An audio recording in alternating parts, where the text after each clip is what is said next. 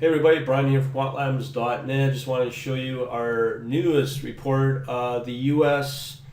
Economic Forward Outlook, with all the major economic indicators brought to you by, of course, our internal trading system, the AK-47.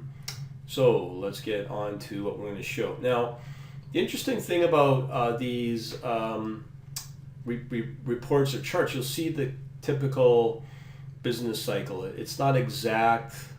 You can see general trends every so often. It's not exact on the peaks and the troughs. Like for here instance, yeah, it does peak, but it doesn't quite. It's choppy and then it drops back down. So this is just proof that there's no consistency of business cycles.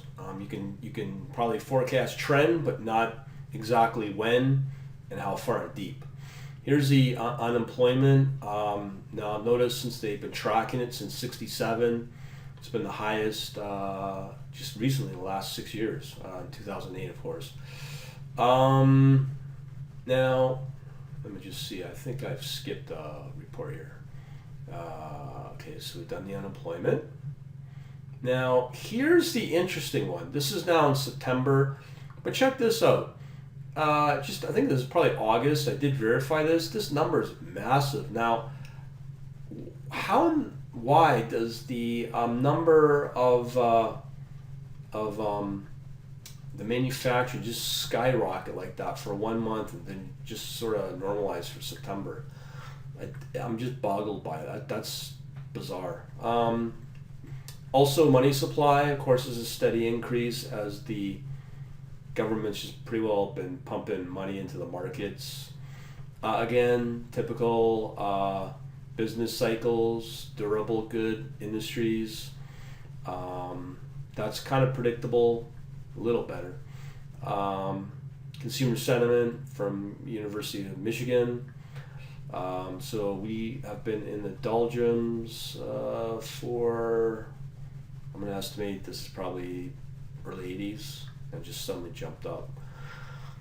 So we got to figure out what needs to be done to get us back to these levels. Okay,